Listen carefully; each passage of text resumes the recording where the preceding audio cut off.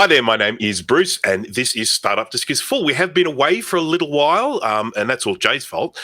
Today I am joined by Jay and by Dana. Say hello. Hello. Hello.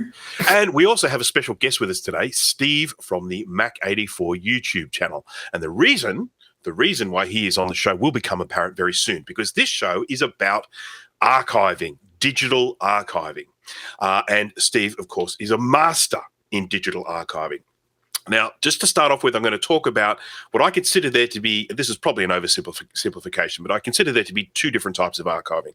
One type is where you actually archive digital data. So let's say you're working on something, you finish it, you don't need it readily accessible anymore, but it doesn't need to be taking up space on your main hard drive. So that's where you then transfer that onto another form of media. You don't want to delete it. You don't want it lost. You might want it at a later date, and you'll archive it that way. That's one type of digital archiving. The other type is where you actually take something that began its life as an analog medium, whether it be film, traditional film, or it be sort of, a cassette tape, or it be a book or something along those lines, and then you digitize it and then archive it in that way. And that's the main one that we're going to be talking about today. We could talk about both, but we'll probably run out of time. And again, the reason why we have Steve on the show, because Steve is an absolute master at archiving. So first thing I'm going to do is pass it over to Steve and say, Steve, what are some of the things that need to be archived? Yeah, everything. Yeah, thanks for having me. Everything. Yep. End of show. Yeah, I think there's a lot of things. I mean, you could I guess put them into categories, but if you're archiving stuff for like your personal life, be it family photographs or videotapes, or like Bruce was saying, cassettes or something like that, I think that's one thing to consider. Things that are personal to you, that may be one of a kind, really one of a kind. It's the only tape that you had or anything like that. The only copy of that photo that's very precious to you, and that's very close to you. But there are other things, like a manual to something, or a disc, or a piece of software you bought, or something like that.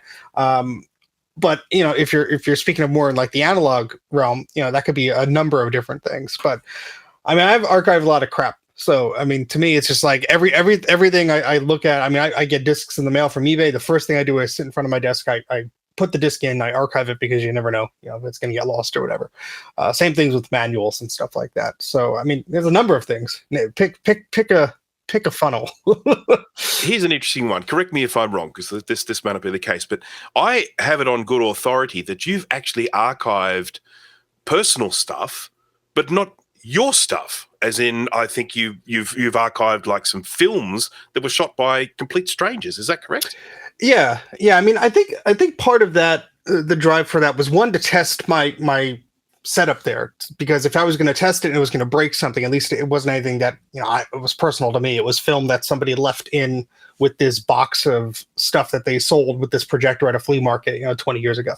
And my dad actually he taught me about this stuff when I started going through our films maybe like 10 years ago or so. And he's like, oh yeah, that's all lead. And so with the projector, you have, if you're not familiar with how this works, there's a take-up reel, and then there's your film here, and has to go through the projector.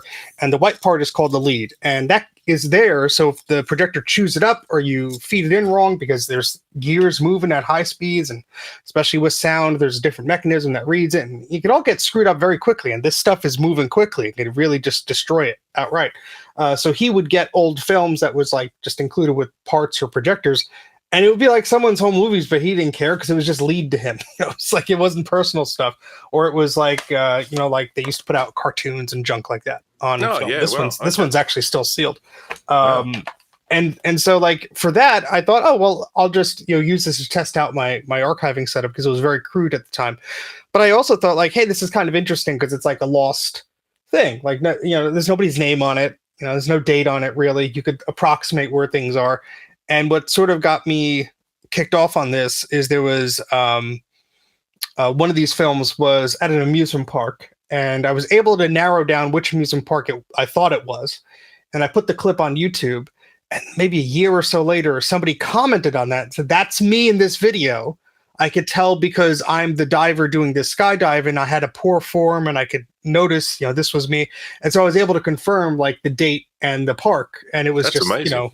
yeah, it was crazy. So it's really weird how like once the stuff is posted somewhere, how widely it could spread. But yeah. We probably should just do a quick little background here. And we're talking about home movies. And for people who aren't old enough to know this, there was a time when you used to, instead of video, you would actually shoot onto film. And I think the three main forms of film media at the time, there was 8mm, 16mm, and 35mm. And the 8mm was definitely the cheapest to buy sort of a camera and a projector and the film itself. And you would buy the film, and this is how it was here. I assume it was the way it was over there. But when you purchased the film, you actually paid for processing as well. So you would get the film, and you would get like a little sort of bag, sort of like a little package. And so you would shoot the film on the camera. Our family had a camera, but it didn't have sound, so it was all silent stuff. Yep. And so you get that, and then you would post it off to the address on the label, and then they would send it back to you processed. And I remember vividly, hanging around waiting, because when I was shooting films back then, waiting for the thing to turn up, and then it would turn up in the mail, and I was like, oh yay. And then, if you were particularly fancy, you might then be able to edit it together. You might have some editing stuff where you can actually splice out the, sort of the stuff you didn't want, and that sort of thing. And so for a lot of people, they have that as a film record of their family. I've got films of my family, of a lot of people that are now passed away, that go back to the late 1960s and early 70s. And it's when I actually chose to archive those and then share them with the family, people were just overjoyed. I mean, the comments I was getting from them about seeing their relatives again, that a lot of them passed away, seeing their relatives, not just still photos, actually seeing them, Yeah. moving around. And so I guess while we're on this topic of these films, how does one take an analog format like a film, where you've got, a whole bunch of frames, one playing after the other. And I think they're about 18 frames a second for the Super 8. Yeah, depending on the format and everything. Yeah. How does one take that and turn that into a digital format? Yeah, and that's a great place to start, because it's where you find yourself with a problem. This is not like a videotape where you just need some commonly available equipment, you plug it in, you get some adapter off Amazon, and you can make a good enough copy of something that is analog. This is something that is physical. It is like a film negative, but it's stripped together on a long piece of thin film. And they make specific tools for this, but they're usually very expensive, like upwards of $10,000 expensive. And yeah, if you're like a professional restoration person, maybe that will pay for itself eventually. Around here, you see a lot of signs of like home digitization and all this stuff, and who knows what they're actually using. But recently, and Bruce and I have dabbled in this a little bit. There have been these sort of like consumer cheap plasticky devices that's basically a little microcomputer with a webcam, some stepper motors, and some very basic software to feed the film through, do a frame-by-frame picture, and just dump a compressed movie file on. And you know what? For most people out there, that's way better than anything they would have been able to afford previously.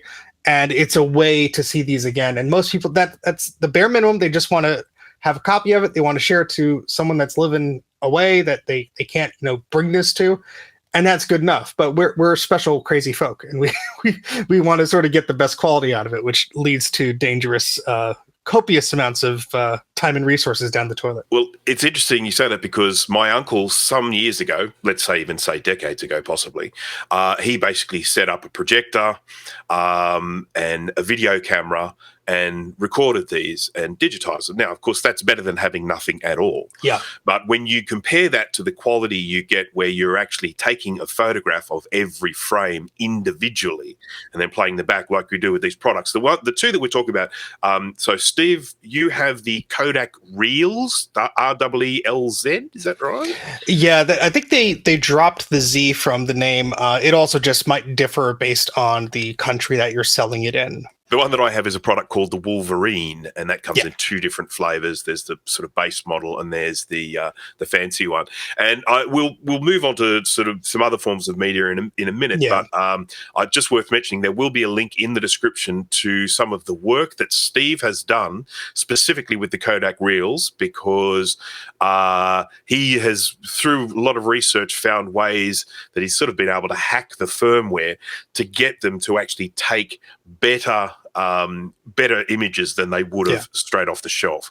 So, and that's I think that's of great interest to some people. So I say there will be a link in the description where you can go and follow that thread. So, okay, we have something like that. We have something like sort of the film. When I guess one thing I would say is that when you do digitize that, you're having to play it back. And you mentioned this before, if you're putting it through a projector or something like that, you run the risk of damaging in the process of archiving. Do you consider that an acceptable risk that, okay, I might end up damaging this in the process of trying to preserve it? Well, I'll go through an example. So I have this one of these films here, and this I think has sound on it. So this is a piece of film, 8mm. I think it's Super 8. Yeah, Super 8, and that has sound on it. So I need to play it on a projector that has sound. And this projector was my father's projector. He modified it to have a little RCA mono jack on there, so I could plug in a pair of speakers or whatever, and I could hear it. So I had one of those Disney cartoons, like I showed earlier, which had sound, which is a good way to test the system, make sure it works. So you always want to test it because this projector is older than I am, by a good amount, and want to make sure everything was still in working order before I feed a piece of film in there that is the only copy in existence. I don't know if there was any services to duplicate this stuff. If it was super expensive and out of the reach of most folks. And we're primarily talking about 8mm here, because 16mm was like, you had to be rich. I mean, a lot of like the I even think some of the wildlife adventure Disney films were shot on 16mm, because it was like that was a standard for television, so unless you happen to have some camera and film, it was. They still film some stuff today. I mean, they're still filming some shows today on 16mm. I think someone was telling me that the show The Shield, I think, which of course is not today, that's a little while ago, I think that was shot on 16mm film. Yeah, it gives a look. Yeah. So this has sound on it. So what I did was I put the film through the garbage film that I didn't really care about through the projector first, and made sure that I could record the sound. The levels were all peaking and whatever, but thankfully, knowing somebody who worked with this stuff before my father, I asked him a bit about this. He's like, oh yeah, it was just always like kind of farty. The microphone on the camera was blah, whatever. But I did have an instance where I did not have a lot of lead on that film, and it entered the projector, started playing fine. All of a sudden, you hear this horrible grinding noise, and you could literally see it in front of your eyes being destroyed. And the only way to stop it is to pull the plug. You can't rotate the knob and hit stop, because that's going to take a moment for the projector to be like, oh, wait a second. And because it's a gear mechanism, almost like a car. Yes, it's pretty quick, but I had the power strip right there. I flipped it off, and thankfully it just ate up the lead. But now I had like maybe 4 frames of lead before the actual film. So if I were to try this again and it fudged up again, would have really destroyed things. Yeah, exactly. So thankfully, Bruce and I have a microscope, and so I used the microscope to splice the film together, which is a common practice. They have these little kits. They sell special tape. I use Kapton tape, whatever. And it was good enough just to splice that together and bring it through. But what I did through the whole time of it, I had the DSLR that I was doing recording on a little piece of paper that this projector was projecting to, because it was modified with the LED, so I didn't have to worry about a bulb dying or anything. But even though that wouldn't have been perfect, if for some reason something like this got destroyed, at least I would have some copy of it, while I was trying to digitize this, because the reason I was playing it back again was to record the sound. I already had a VHS transfer of this from ages ago, which was okay, but yeah. So I mean, there are risks involved, unfortunately, especially with stuff like this where there's only a one-of-a-kind thing. It's quite funny when you compare it to like videotapes where people are like, oh, this is the cut of a movie of blah blah. It's like, well, they made like 1 billion of those on VHS. If you really are searching for it, you could find another one. It's not like super hard to find. But yeah, it's this then also makes me think about that situation that we have with the vintage Macs that we come across. Us being vintage Mac collectors, 3 of us anyway. Jace is vintage. He just refuses to let it die. So with collecting vintage computers, you might get hold of an old Mac on eBay or something that hasn't been fired up in a really long time, and it'll have a hard drive in it. And obviously, that hard drive might contain all sorts of treasures. It might contain some software drivers or something along those lines. And so, you want to archive it as quick as possible. But as we know, those hard drives might only have one spin left in them. So, always make sure that the very first time you fire them up, you have the means to get the data off them straight away. Yeah. You don't just go, oh, wow, look, this one works. And then you switch it off and come back to it later on and you go, it stopped working now. So a large part of this is being aware of what you're about to do, understanding the risks involved, understanding the process, and just like having everything ready. Obviously, do some trial runs. You never want to, like if you were, like if in the example of film, I can't think of anything else that's finite where there's only one copy of in a physical thing for this example. But you just want to be careful because that'll be the only instance of that thing. So if you screw up, you screw up. Oh well, there's no way to go back. So I'm going to ask Jay a question now. Seeing as he's sitting there so quietly. Why? Because you look like you need to be asked a question. I want to just ask you. We've just been talking about just sort of archiving film here. Can you give me some examples of things that you have archived? Well, I am of the age where I switched to digital photography pretty quick, but I have run into family members that and friends that have photo albums from their grandparents. Like, oh yeah, I have these albums in the attic. So cool, let me see. Rot, mold, gone, missing, chewed up by a mouse, and it's too light in most cases. So whenever I'm talking to someone now that has a lot of old photos, I'm just like, hey, dude, give it to me. I don't have a $5,000 scanner, but I have better than nothing. Let me help you out. I'll scan it in for you, put it on a disk, put it on a Blu-ray or a flash drive, whatever. At least you have it. And old documents, there's people that immigrated here generations ago, their families, and they have all these boats boarding papers. And like, for example, one of my ancestors, he worked on one of the ships that went back and forth between Amsterdam and New York. He worked on it, and I have his time logs and all that stuff. And like Steve was saying, that's one of a kind. If something happens to that document, it's gone forever. Now, I don't want to frame it. It's crappy handwriting, but it's nothing super important. But for the whole community on, let's say, Ancestry.com, that holds real value, that kind of document. So yeah, whether it's important to me or not, if I know that that's the only copy in existence, I typically tend to digitize and archive it. Okay, excellent. And what about you, Dana? Do you have any examples of stuff that you've archived? Yeah, my dad used to own a printing company, and their incorporation date, I guess. Well, when they traced the beginnings of the company back to 1857.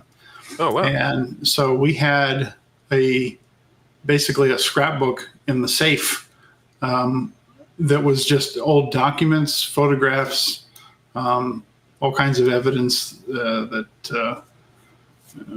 they had saved up over the years, company minutes from the 30s during the Depression, stuff like that. So when he sold the business in 2006, I took all that stuff and I have archived a lot of it. A lot of the old photographs I've not only scanned, but optimized, kind of, what do you call it, retouching, that sort of thing, restoration, photo restoration. So, yeah, I archived pretty much all of that. I haven't done any of the company minutes because they're on like legal size, and I just haven't scanned it and stuff like that. But I still have all that stuff. So here's a loaded question for you. What resolution do you scan them at if you want to archive them? photos, I don't see any point in saving them any higher than 300 DPI, because if you're going to have them printed at some point, that's the optimal resolution. But you can scan like slides you scan at super high res if you can. But yeah, I think as long as it's printed matter, 300 is pretty much what I scan everything at. 600 if it's like a black and white document.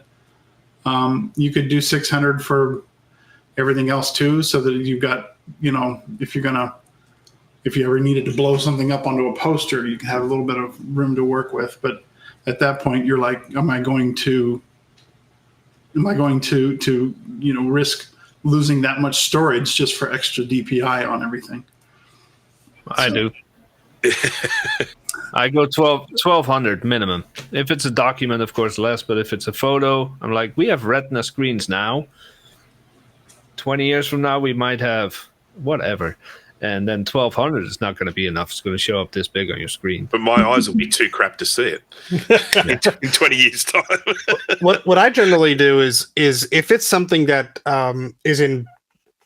it's being loaned to me, I do not have the ability to do this in the future. I will scan it at a ridiculous resolution of 1200 DPI or whatever, because I know, let's say a magazine cover. Somebody sent me a magazine cover. I wanted to feature it in a video. There's no good scans of this online. I scan the article and the cover and the back. I do it at a silly resolution because, hey, look, this is the only time I have it. And now, in the future, if I ever need to zoom in or crop it, I give myself extra affordance for that. But I mean, generally speaking, based on like what we were saying before, a copy is better than nothing. So it's your personal preference. If you are a photo nut, you're going to crop this and retouch it. The extra resolution, the better. Hard drive and storage is these days are pretty darn cheap. So it's also going to take you more time each pass for the scanner. So it's something to consider. Well, you actually brought up an interesting point there when you talked about scanning a magazine cover, because one of the interesting things you have when scanning a magazine cover is the fact that magazines are printed, when they print images, they're printed with a halftone. Yeah. And this is something that obviously Dana and I could talk about till the cows come home. But you have, when things are printed on a printing press, the printer doesn't actually have the ability to print shades of grey. There's either ink there or there isn't ink there, and so they simulate the effect of shades of colour by using a halftone pattern, like an image writer. Like an image writer. And one of the big problems that you have, that pattern that's on there is, unless it's being done with stochastic screening, which is a sort of a newer thing, it usually is done with a repeating pattern. And one of the problems you have is that when you go and scan in that repeating pattern, you can sometimes end up scanning the pattern itself, and you can never get rid of that. If you don't scan it at a high enough resolution, you will scan little little lines, or what they refer to as a moire, and you'll end up getting those lines captured in the image. No, that's right. One of the things that this is a tip. This is what I have always done when it comes to scanning in magazine stuff. Yeah, you did a good thing. Tell us before I cut you off again. Okay.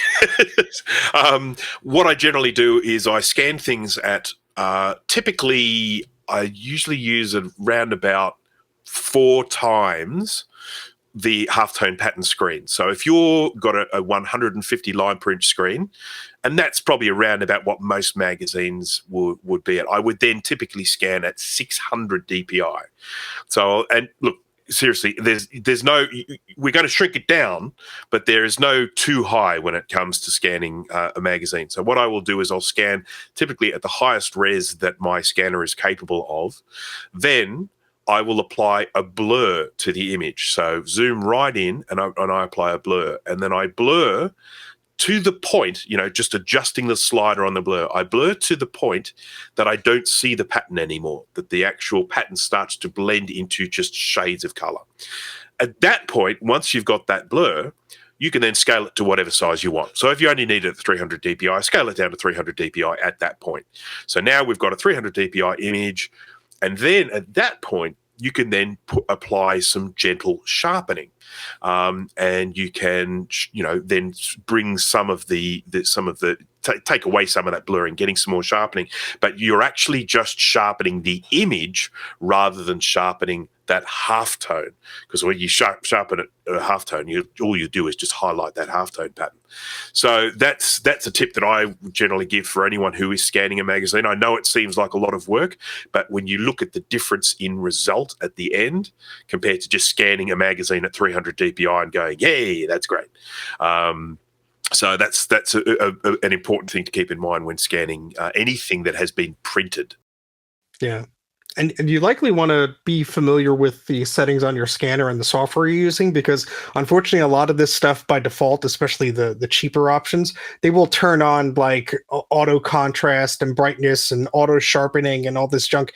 And if you're, scanning in just business documents or something like that, it might not really matter. But if you're doing photographs and stuff that you plan to retouch or edit later on, it could really make things a big pile of crap for you. So yeah, you just want to pay attention to that. The method that Bruce described gives you the most control over what you're scanning and how it's going to turn out. But a lot of built-in scanner software has a feature called descreening, and it pretty much tries to do what he was describing, but not always very well. Yeah. Yeah, and please don't scan JPEGs. Yeah, the file format's a big deal. Yeah. Yeah, I mean, that's definitely something worth considering. JPEG is a form of compression of images, which is referred to as a lossy form of compression. So in other words, what it does is it effectively turns part of the image into like a large number, and then it rounds the number down, and and in doing so, it actually just takes some of the detail out. Great thing about JPEG is that, in particular, if you're only using it a little bit, if you've got your quality settings quite high, you often will not see. You'll see a difference in file size, but you won't see a difference in the image, and that's because it's taking things out of areas like shade, areas that have not a lot of detail in them. It'll sort of pull things out of those areas, so you tend not to notice it. But it is worth keeping in mind that if you are going to do something for archival purposes, that when you save something as a JPEG, you do lose some of the image quality. And this is another really important thing to keep in mind. If you've got an image that you're working on, you're editing it, let's say you open it up, you do some retouching, you save it as a JPEG. You open it up again, you do some more retouching, you save it as a JPEG. Each time you open it up and close it, you're taking a little bit more detail out of that image. And the more times you do that, the worse it's going to get. That's why a lot of old internet memes look so fuzzy now. They've been saved and resaved over and over. By the time you found that perfect picture for your MySpace page and everybody shared it and resaved it and cropped it and adjusted it, all blurry and chunky pixel. Yeah. It was always a challenge, like, oh, I like that picture. Spend 2 weeks trying to find the original somewhere. So if you are working on stuff, if you save it as a Photoshop document file, that's something that is, that's a lossless form of compression. So it will compress it, but you won't lose any detail. Things like TIFF. TIFF is, a lossless form. PNG, I think is pretty much lossless. Steve loves TIFF because he'll send us something that he scanned and it's a 36 megabyte file in messages. It shows up on my computer, and then 10 minutes later, my phone will finally process it after some choking on it. Sorry. Yeah, that happens. Yeah, I mean, that's important to note, because I mean, I could see maybe people that are younger than us maybe going the extra mile to like archive something if it's important to them, but a lot of people are just taking pictures of stuff on their phones. And I see this a lot. My brother will find a photo album or whatever, and he sends me a picture because it's much faster than scanning it. He doesn't have to set anything up, and that's all well and good, but that's a copy. It's not really a good archive of it, because what I consider an archive is something that I can reproduce electronically in a format that is almost as good or as good as the original source. And anything other than that is a nice to have.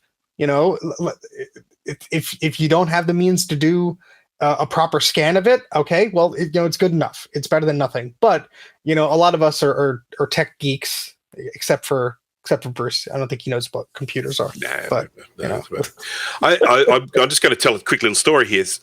My grand uncle, I guess. So this is my grandfather's brother. He died in the Second World War on a ship. He was the cook on a ship, and that got sunk during the war. And there is a photo of all of the crew standing on the deck of that ship. And I saw it in a very low res one on the internet, and I got in touch with the person who had that image. I said, "Do you have the original of this?" And he was like, "Yes, I do." And I said, "Can I please scan it?" And I said, "I will. Send if you post it to me, and I will post it back to you with all the tender care. But I just have to get this image digitized in as high a resolution as possible, because there's 100 and something faces on there, or a couple of hundred faces on there. So you want to be able to have it high enough res so that you can potentially zoom in and make out the individuals." And so he did send it to me. It was in pretty poor condition. It had little scratches through it and cracks, and one corner of it was an absolute mess. And I scanned it at as high a resolution as I could. I think at the time that was probably 1200 DPI. I think that was the highest res that my scanner would do at that time, and began sort of retouching it. I have done probably, I guess, maybe 40% of it in terms of improving it. But that's something where that original photo is not going to get any better. And so having that digitized, and it was wonderful that this guy saw it in the same way. He was like, "Yeah, I would love to have this, sort of recorded," because I think he had family on the ship as well. So I want to just touch on something, because you talked about this before, the idea of you've got these scanners that have these default options. So you fire up the scanner, and a lot of the time they'll have auto contrast on, or they'll have auto sharpening or something like that. You recently reviewed a scanner which is specifically designed for archiving books. Yep. So we're talking about something where you can basically lay a book down flat on this bench. There's a camera up above it, and you've got even a foot switch where you can press a switch and it will scan a page, and then you can turn a page, scan. So you could theoretically archive a book very, very quickly. Yeah. But you weren't a huge fan of this scanner. Can you please tell us why? Sure. And it goes exactly along the lines of what we're talking about is the settings that the device gives you, and also the ambiguity of maybe what is covered or what is not covered, like in the documentation or the booklet for this thing. Because here we have this product, which was a brand you'll probably even guess, so I'm not even going to say it, but I did a whole video on it. All 5 of you who watched the 45-minute cut of that will realize it's an interesting thing, but it did a okay job. But the price of the price of the damn thing was like $600 something. So it's not cheap. And if this thing was priced lower, if it was like $100, $200, I would have given it a better review probably. But that's a big chunk of change, and it was a review copy, so I didn't have to pay for that. But anyway, it was good for black and white documents. It was good for textbooks type stuff, things that you didn't really need super sharp quality on. But even like a dead basic scanner from like the early 2000s would wipe the floor with this thing. I mean, you're basically using a camera to point down at a document, and the software is doing a lot of processing to smart and sharpen the image and all this crap. And there was just some filter that they had on the camera at all times that almost added like a comic book effect. It was doing some edge enhancement. So if I put my hand down on the camera, I could see the hairs of my hand become darker and the outside of my hand become darker. And it was just something built into the firmware or the way that they were processing this. And all the images that this device took, no matter what the settings were JPEG. You can convert a JPEG to TIFF, but I can't really find any logical reason why you would do such a thing, because it's still a JPEG. It's still a lossy format, and you're saving it as something that is less compressed, but Mm. you've already lost that information. This little photocopier scanner multifunction device that I have here, this gives you the option when you scan stuff to either scan it as TIFF or JPEG. And one of the things that I've found is that if you select TIFF, what it does is it saves a JPEG with a TIFF extension. Oh, I mean, That's I'm Oh quite horrible. serious. God! When you go to That is open it, horrible. when you try and open the file, it says this file format is not recognized. Yeah. You look inside Ah. it, you open it up with like a text editor or something, you see all the JPEG header stuff in there. So you just change the extension to .jpeg and then it opens straight up. That is horrible. a great example of a developer doing what was asked of them in a very crude Yeah. way. Of like, No one will check. No one scans TIFF. But that's something you have to be aware of, especially if you're going about wanting to archive something the right way. Obviously, you got to do your research about the format, the best ways to do it. You're going to find an internet forum that was created 20 years ago, and there's going to be some 70-year-old guy hammering away at the keyboard and putting up pages and pages of, you got to do it this way, you got to do it this way. And yeah, it's good to get some advice, but also like explore on your own, just see what works for you, because technology have changed. Some of the options have changed. Some of the scanners have gotten better. Some are worse. Maybe the one that's just built into your printer is fine. But you have to come across these things, but with your own eyes and just see what works for you. And that's why I was very curious about this book scanner, because I have a lot of manuals and books and stuff, and a lot of this stuff I haven't seen archived elsewhere. And the Internet Archive has these huge plexiglass type things with these big DSLR cameras, and they're actually taking individual photos of every page. I don't have a setup like that. That would be really cool, but I don't. So the best I had was this, and I was very disappointed with a lot of like the post-processing that was going on.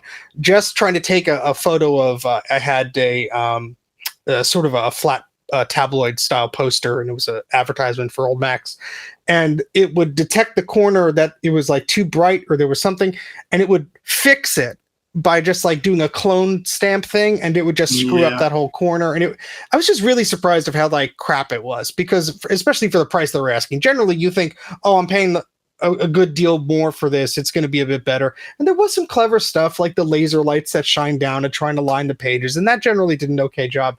But even recently I brought it out again because I had a Macintosh Fundamentals training book that was a thing that you bought from Apple for service techs or whatever, and you were supposed to train this, and it goes along with the laser discs that I have, and I've never seen another one like it. So I'm going to archive this because it's, as far as I know, it's the only one I've seen. And here is a device that's meant for scanning books, and I have it in the book mode. I have it with the 2 pages lining up the guide on the little screen and everything. The spine is right down the middle. I'm using the little finger cots that are neon yellow with a little pattern to tell it to remove them if they get in the shot. And even though only the pages were moving, it would look at the book and go, "Oh, no, that's maybe 1 page. No, maybe it's 2." Maybe, and it would get confused, and it would do the weirdest things where, like, let's say you had a document like this. It would take this, and then the output would be like this. Oh, jeez. But it was like cut off like that. And so I'm looking at this and I'm thinking, how is this doing that? How could it get it so wrong? And you're even looking at it with this special mat that they give you that's all dark to sort of make it very clear about what is the object. And it was just falling over itself. And I would try and help it. I would readjust things, and eventually it would get it. But what's really annoying is you get into a groove. This thing was like 250 pages. I'm flipping through, I'm listening to music, I'm working on this, and the previews look okay. And then you hit page 50 and it's like, and it's like, okay, which do I have to go back again? And you're in this capture mode, and to go to the files you viewed, you have to exit the capture mode and ruin your whole flow. Okay. So it was something that I would recommend if it was dirt cheap, because it worked well enough. It worked well enough if like you had the patience for it, but these are not problems you should experience with something that was labeled as a pro product for over $600 and something that unfortunately a lot of YouTubers are covering, and their reviews are very fluffy and they don't go into any details of like any issues that they experienced. Because I think that a lot of the notion of like, oh, someone's giving me a product review, I can't say anything negative about it, and that's not how I would do things. So this is an issue, and you do see this happens with YouTubers. And it's one of the reasons why you have to take some of these reviews and be very careful with them, because a lot of the time they engage in agreements with the company, and they say, we will give you this product for free, and in return we would like a review that is a minimum of 15 minutes long, needs to have an unboxing, whatever the case might be. Now, a lot of those people are wanting to maintain the relationship with that provider, so they might potentially get something else from them free in the future. So the last thing they want to do is actually give a bad review of a product. And so you do have to be careful. The fact that you have reviewed this product and you talked about all of these problems, and the fact that there are other people's reviews out there who are saying, hey, this thing's great, it just makes you think, well, okay, so either they have very different standards to you, or they are just skipping a whole bunch of stuff. Yeah, I don't think the person who reached out to me to do this review followed through any of the steps that they normally would have, because it was a very like, hey, we're going to send you this thing. You want to review it? And I said, okay, here's a tracking number. And that was it. And they're like, oh, let me know when the video posts or whatever. Like, they didn't want a preview of it. They didn't want anything. And before I finished recording the video, I actually emailed them back and said, look, I'm experiencing these issues. Here are screenshots of this. I tried it on a Mac, tried it on a PC. I'm getting the same issue. Is this defective or what? And they're like, oh, we understand, blah, blah, blah. In these cases, your flatbed scanner would do a better job of this. Like, they basically said something along those lines. Okay, well, I'll just send your scanner back then. Yeah, but that's what I did. Now, in all fairness, I'm going to compare it against a scanner I have, and so I put down like 2 Mac Addict magazines, one with the flatbed scanner and one with this book scanner, which was basically a camera on a stick, and the flatbed scanner just blows it away every single time. So the only benefit is the volume of stuff that you want to copy, and if you could take the loss of quality and the weird things that are going to happen, yeah, it's okay for a textbook that you don't need to be pixel perfect, but it's not perfect by any means. It's an okay solution. It's interesting. I'm curious to see if there'll be like more advancements in this, but yeah, it's not much better than pointing your phone down, taking a picture. Yeah. So yeah, well, it sounds like that's pretty much what it's doing. It's virtually just So I guess what this then brings us to flatbed scanners, because flatbed scanners, a lot of people have them, whether they have them like this as part of a multifunction device, or maybe they have a dedicated scanner. A lot of homes, I think, these days would have a flatbed scanner. Now, let's talk about books and flatbed scanners. One thing I forgot to mention, after I posted the video, they did ask me to edit it. And I just didn't respond, because you guys don't know how YouTube works, do you? Exactly. Yeah. Or honesty in reviews. So when you have a book, I have some, but they're a bit out of reach. When you have a book, particularly if it's a thick book, with if it's ring binding, not too bad. You can generally take the rings out, and then you can scan each page one at a time. But if it's bound at the back, and you have a situation where you want to scan that, yes, and that's nice and easy. But if you want to scan a book that doesn't have ring binding, you try and get that flat on a flatbed scanner, and you'll often get it curving up in the middle. Now, here is a question. I'm going to pose this to all of you to tell me what your opinions are on this matter. Imagine you're in a situation where you want to archive a book, and you want the quality of that archive to be as good as possible. Does that justify damaging the book, potentially removing the binding, cutting the pages out, something like that, in order for you to get a perfect digital copy? Well, it depends on the book. If it's like the only existing copy of fucking, I don't know, something important, then probably you don't want to take a machete to it to get the cover off. But if you can order another one from Amazon or find it in a rare bookstore pretty easily, then I say, yeah, cut it up. Because I have tried that in the past and shattered multiple glass panels trying to squeeze it in there and put some weight on the lid, and that didn't work out. So. Yeah. I do have a little tip for people who are scanning things, in particular if you're scanning magazine pages or documents. But let's just say you wanted to scan the page of a magazine, and you go and lay that down. You open up your magazine, you lay it down flat on the scanner, you go scan it. And when you scan it, you actually can see a little bit of the printing on the other side of the page coming through on the image. And this is this is a tip that you kind of learn from when you're in the sort of print or pre-press trade. What I used to always keep around was a piece of black cardboard, and you slip that behind the page, and then that will blot out, that will make it so that any of that printing on the other side won't be seen. It'll just be, you'll only see that black thing. Now, while that might end up making the scan itself a little bit darker, you can then go in and adjust that later on in Photoshop with your curves and whatever, and you can set what the white point is and set what the black point is, and you will end up with a much, much better result. So for anyone who is scanning magazine pages, just get yourself a piece of black cardboard, the same size or just slightly bigger than the page. You can slip in behind it, and you will definitely get a much better result. Yep. Yep. Use the same trick. Now, a quick question, and edit this out if it's not a fun discussion, but out of the four of us here, do we archive for personal reasons, like family photos, all that? Do we archive because we think it's fun? I fall in the latter, not in every regard, but last year or the year before, I got this 40-year-old 2-ton jack from Marketplace.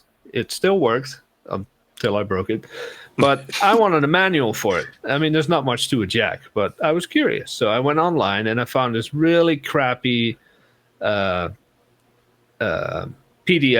with crooked pages, pieces cut off, obviously an old scan. I was able to find the original manual also on Marketplace for $2. I'm like, you know what? I bought it, I scanned it properly, and I put it on the Internet Archive. Because I figured if I'm nerdy enough to want a manual for a 2-ton floor jack, someone else might want to as well. Now, I'm not spending ridiculous amounts of money just to make other people happy, but I do enjoy doing it. So. Oh, sure. Yeah.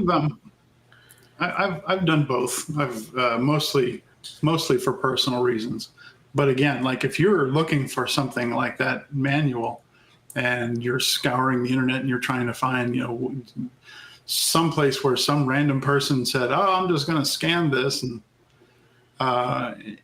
or if you find the original, I'll if I go through a lot of trouble trying to find it, then something clicks up here. It's like I should scan this and put it out there. So if anybody else has trouble finding that, but by and large, everything that I try to archive is mostly personal or family or something along those lines. Like friends of mine will send me old photos and albums and things, and they say, "Can you digitize this?" And I'll say, "Yeah, sure." So because I'm afraid that if I start trying to archive a little bit of everything, it's going to be a rabbit hole that I will not escape from. So, well, you don't have to pay for your own storage. I mean, like Steve, he uploads everything to the internet. That's why they're asking for donations with banners that are half page. It's people like Steve. My face is right next to the banner. Storage. Steve's killing us. Here's actually an interesting point on that. Okay, we've talked about the Internet Archive. Again, I'll put links to that in the description, and it's where you can go and find lots and lots of documents that people have scanned in and shared. There are kind of two things I want to cover with this one. The first one I want to cover is we're putting our trust in someone else's hardware. We're putting our trust in someone else's, sort of stability of hardware and software and whatever the case may be. We look at something like the Internet Archive and we go, oh, okay, that's great. I'm going to put it there and preserve it, and it's for everyone. Are we really preserving it? I mean, is there a guarantee that site is never going to go away? Is that site always going to be there? Yeah. Not if Steve keeps this up. There's always those risks, but I think, and I've seen this happen a few times. There was a famous one, I think in 2018 or 2019, where some guy made a website that tried to archive a lot of Apple's TV ads and websites and stuff like that. And from what I heard, and this to take it with a grain of salt, either they approached the Internet Archive, the Internet Archive approached them, and the person just decided to make their own website. They're big mistake was putting a donation button at the bottom, which probably really pissed off Apple, and the website was wiped from the face of the earth. And it's just one of those things where the Internet Archive, although yes, it's one spot that they can, go under, I guess, if they don't have funding or they get sued, or there's a lot of crazy crap going on with libraries versus them. But they do have some exemptions. They have an exemption from the DCMA, the Digital Millennium Copyright Act, or whatever the acronym is. And they can actually post software that's considered abandonware or just not compatible, and they have an exemption. So, like, if you go on there, there's a bunch of video game stuff, there's a bunch of old PC games and stuff like that, and they have at least some sort of protection from a company just being like, nope. Now, I'm sure there are still instances where, if it's a modern thing or it doesn't fit under those categories, they will be told to take it down, and stuff will go down. But anything that I archive, and I'm sure a lot of you folks do the same thing, I keep a copy of it somewhere, just to make sure that I have it. It might be easier for me to get it from the Internet Archive than find where I stored it or in what format or whatever. But I try and keep that rule of thumb of, if I'm preserving this, I'm going to preserve it in the best quality I can, so that is nearly identical to what I have. Maybe, I don't put the raw TIFF file, but I put a quality equals 12 JPEG of it, and that's good enough for a CD cover, or something like that. But yeah, I will say that I will put more trust in sites that use or that provide options for torrent. For example, the Internet Archive. I can find something that is so ridiculously niche that no one else has it, and I click on the torrent download option, only to find out that 150,000 other people have it on their system, and I have it in 5 seconds. So that way, if something happens, I know it's out there, and people can get to it if something happens. But that's what made services back in the day like LimeWire and Napster so fantastic. Illegal downloading is bad. Don't do it. Yeah, but it. Make sure you don't do any illegal downloading. Don't copy without that a floppy. VPN. Yeah. Downloading. Don't do it, people. Don't do it. Actually, if you want, and download speeds being what they were at the time, but if you wanted an MP3 or a video or a shared file, because I had friends that would share their own large files, like video games that they were writing and wanted people to test. It's fantastic to use that peer, what do you call it? The distributed model to get it out there. That I trust more than one site hosting it. Yeah, sure. Because that's almost you got all these people are serving as a backup. Yeah.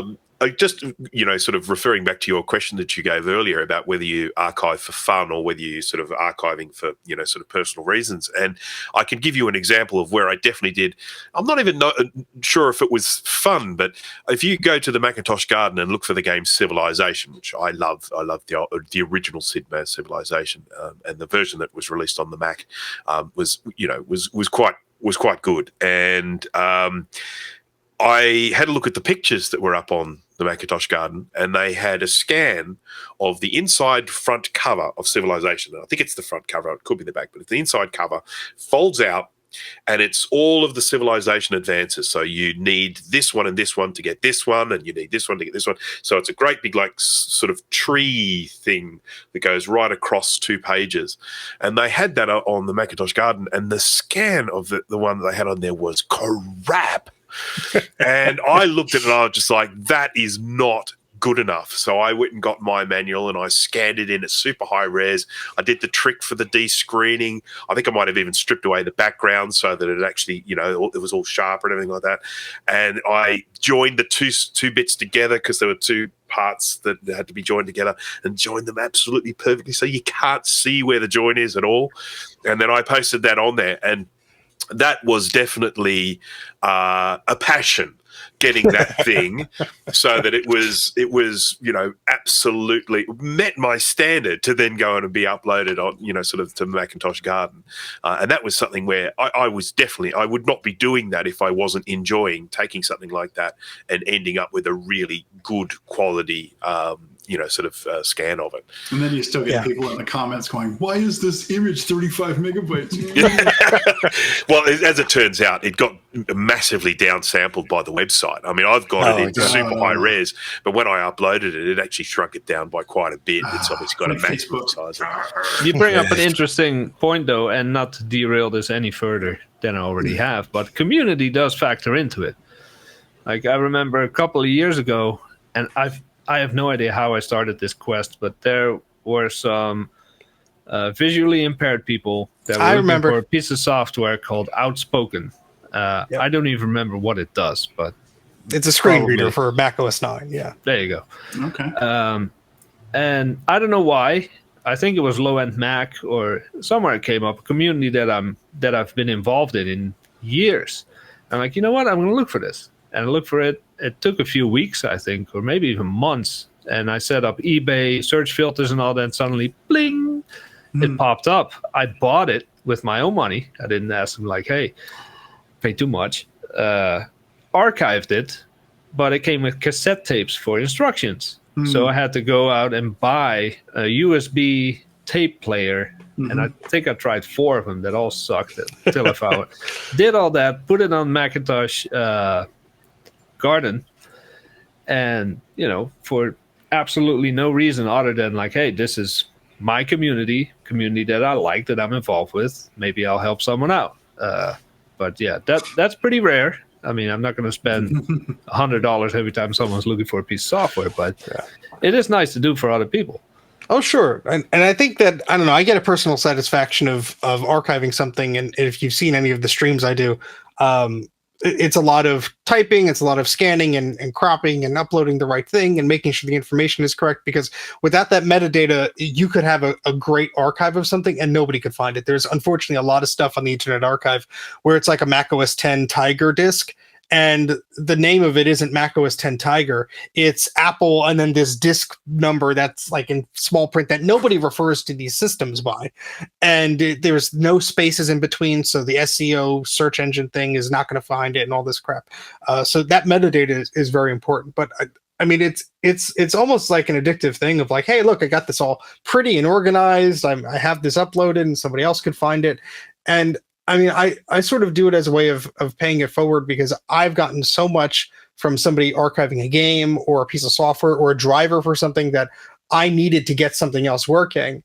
And so, I mean, yeah, it sucks when there's a high demand for this stuff some days. And just the other month, there was a CD that I was looking for ages, and it's the software HyperCard stack that runs for the Laserdisc set I have. That's an Apple training set. So this is something from like 1990. It's very old. They're not making them anymore, obviously.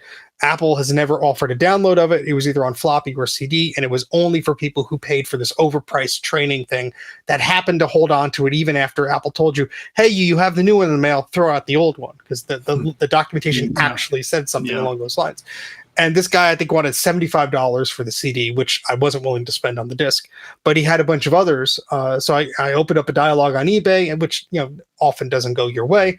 But we came to an agreement, and I still overpaid for these things. But you know what? Now I have a copy of it. It's archived on the Internet Archive. There's information about it.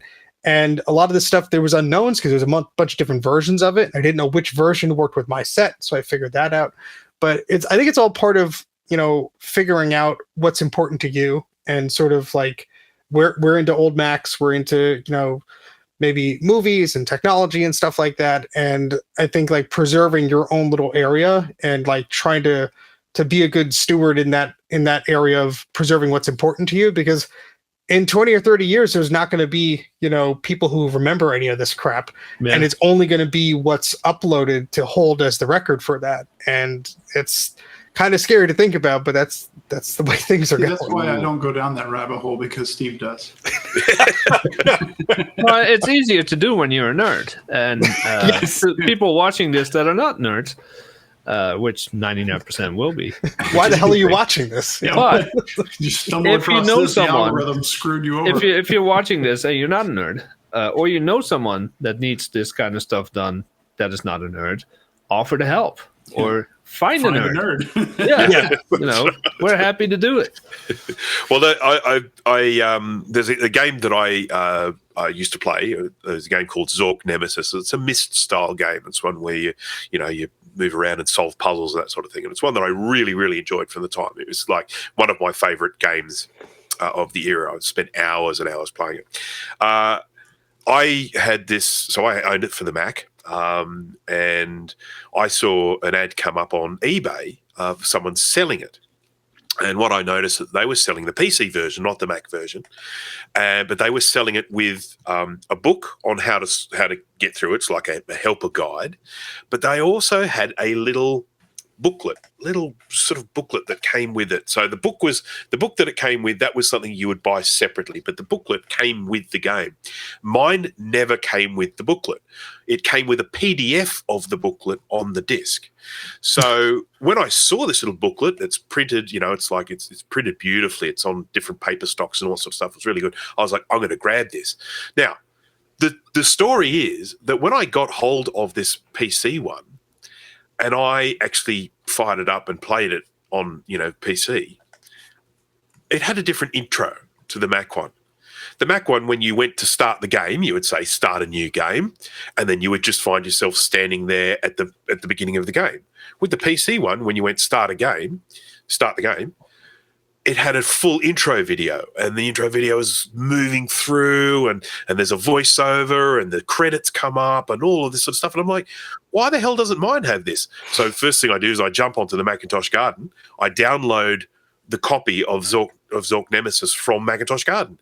Exactly the same problem. It's not there. So I open the disk up, I look at the files, and I see all of the different video files that are in the game, and I see the intro video there. It's there. And it's corrupt. The file on the actual disc was there, and it was corrupt on the Mac CD. So my guess is that every Mac version that went out didn't have the intro because it was corrupt. But here is the cracker. The video file format was the same on both the Mac and the PC discs. It's actually exactly the same file format, and they've used some sort of decoder in the software so that you can play it on a Mac, because I dare say it was probably some sort of Windowsy video format. But I was able to take that file from the PC disk, then I went in and created a disk image of the Mac one, swapped the files over, and was then able to play that game on the Mac with the intro for the first time ever. And I have since uploaded that disk image to Macintosh Garden. So if someone wants to play that game now, they can download my altered disk image that has the intro that should have been there. Now that you don't do That's that. really cool. That is cool. And there's a whole generation of players out there that have no idea there was ever an intro video. That's right. Yeah, that's wild. Right. And you don't go to those lengths unless you are enjoying doing it, and also sort of feeling that you are, I guess, you're providing something for the community. So if the community want to go, and if someone in the community wants to go and try that game out, or someone maybe has some nostalgia associated with the game, wants to go back and play it again on a vintage Mac, they can then see it with that intro for the first time. So that's great. God, you are such a nerd.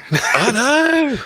You bring up Zork, and it's an interesting thing that you mentioned these discs, because yes, the PC version may be similar to the Mac version, but there may be differences. And even on the same platform, you might have a release that you might not notice is a rare one or is an exclusive one. So I bought this Apple MPEG system card, which is a PDS card for 68K Macs. I bought this a few years ago, and it's basically a few pieces of circuitry and an MPEG decoder chip on a PDS card. And the whole purpose was you could play back these MPEG video clips on a 68K Mac, and it was like, wow, you could actually do this thing.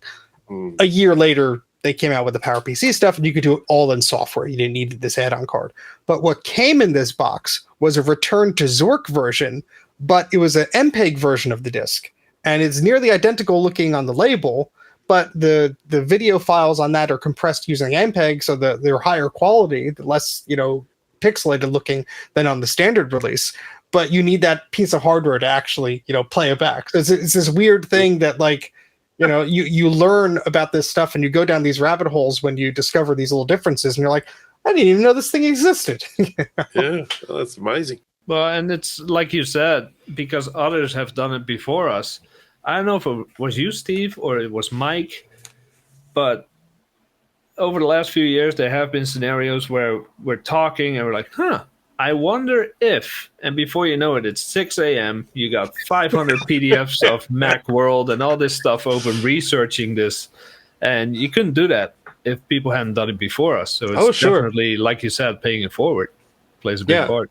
Which circles back to one of the first points that we made. Like, yes, you might not be able to make a perfect copy of a magazine or a photograph or a document or something, but at least if you do as best a job you can at the time, it's better than nothing. And you could use some tools to sharpen it up. You could probably run an optical character recognizer on it to make the text searchable and all that great stuff. And you're doing a service to the community that you're a part of, and you're helping them out. So, yeah, I can't help but think of that situation with Colin from This Does Not Compute, friend of the show, did a video a while ago of a piece of hardware. It's a great big hulking, it's like a NAS sort of thing. The Firewire NAS. I loved it. Firewire NAS, yeah, that's right.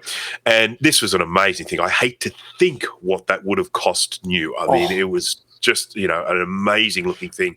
And he was unable to get it to work because there were no drivers for it. And again, this is one of the reasons why we as vintage computer collectors are so sort of adamant about making sure that drivers get stored, whether it be display card drivers or sound card drivers or, accelerator card drivers, that these drivers get stored somewhere, because otherwise you end up with this piece of equipment which is useless. I mean, he has basically got a gigantic doorstop. It's cool looking though. It does. It looks fantastic, and I guess you could pull all the hard drives out of it and use them for something else. But to be in a situation where you have that amazing piece of hardware, you plug it into your computer, and the computer just does not recognize it, because unless you are running that proprietary piece of software that talks to that NAS, it's just not going to recognize it. The lights will come on, and that's about it. Yes, about be like Sonnet. Be like Sonnet. Yes, they keep a page of 30-year-old drivers for their old new bus cards and PCI cards. And may I give one example? A similar example. Well, let me just wipe an inch of dust off of this thing. It's been on this job for a while. This will be a 45-minute cleaning video. This was my first webcam. We're talking 1999 or 2000, the year 2000. Look at the model of that. Just rolls off the tongue. Yeah, right? PCA 64 VS. I hope that's not the price on the bottom. No, it's not. Some idiot eBay seller. Never mind. So the driver that came with this had a bug. It would not work on a Mac. It worked on PC. It did not work on a Mac. They released a new version of that driver, and I think it literally went from we're talking 5 decimal points number change with the alpha to beta. That driver is the only one, apart from some third parties that came afterwards, that works with this camera. That driver cannot be found online anywhere, or could not. Luckily, I'm a hoarder. But since I moved here from Europe, that stuff is at home. It took me a few years, but I had my brother dig through all my old CDs. He found the driver disk. I told him how to image it with Toast and all that, and I found the driver, uploaded it. I believe it was the Internet Archive or some kind of website where I was asking for this. Since then, and this is a small number, but consider what we're talking about, 50 plus people have downloaded it and said, I have been waiting for this driver to get this to work on my iMac or G3 Blue and White. So it does give you a feeling like, hey, I did something good. That's awesome. Like it benefited me, but other people as well. Without that driver, this just doesn't work. at all. Can we address the elephant in the room? That is the Where? stupidest looking camera I have ever seen. It was the It is, 2000s, but- man. It does 320 by 180, I believe, resolution, but it is so sharp. So sharp. Okay, now there is It's like 10 pixels. there is one more thing that I just want to mention here, and I want to mention this. This will probably be the last one we talk about, and then wrap it up because we have been going for quite some time. So you scanned something. You've scanned an old book or something like that, and you've sort of archived it, and you've posted it on a website somewhere. Inside every book, there's a little C logo. Copyright. It best just ignore those. Yeah. So what is the situation when it comes to archiving? You mentioned before about, sort of the Internet Archive having some exemptions from copyright for some things. What is the story when it comes to archiving this stuff or making this stuff available to others, scanning it in and saying, hey, here's a copy of this book? You're basically breaking the copyright rules by scanning it and giving it to someone. So what is the story there? Just real quick. Yep. I don't care. Because if I'm scanning it, it's likely for me. So They're going to come get you. They're going to come get you. Well, isn't it like a trademark? As long as you don't take credit for that work as passing it off as you're your not own. making money off of it. Yeah. Yeah, but the U.S. copyright system is broken anyway. So, Well, fuck yeah, there you go. The thing is that there was a great comment on this at one of the VCF shows I visited, and I'm sure it's recorded somewhere. But the topic came up of this mainframe, and the only way they had the software for this mainframe is someone ignored the instructions to discard the backup tape or whatever it was. And it was actually in the user license agreement that you were to destroy the old version when you got the update or whatever. And someone didn't do that, and that's the only way this was preserved. And now this 70-year-old mainframe or whatever, however old it is, still is up and running, and you could actually play around with it, and people have learned a bunch about it. If everyone just blindly assumes, oh, it's copyrighted, I can't do anything with that, nothing is going to be saved. If it's not for enthusiasts, we would not have copies of old cartoons or films or concerts and things like that, where now these companies, realizing the value of this stuff, will actually go and grab that fan-preserved content and they'll release it, or they'll do an article about it or do whatever. And this is, we only are on this planet forever, the hell long we're going to be on it. And if it's important to you and you want to archive it, go ahead. I mean, the statute of limitations is something to be aware of. If you are going and ripping Disney movies or whatever from DVDs or whatever and uploading them on YouTube, yeah, that's stupid. You're going to get yelled at. They're going to match the content and your account's going to go bye-bye. But if you're scanning a book that's a manual for something that's been out of print for 30 years and the company does not make a copy of it available, who are you harming?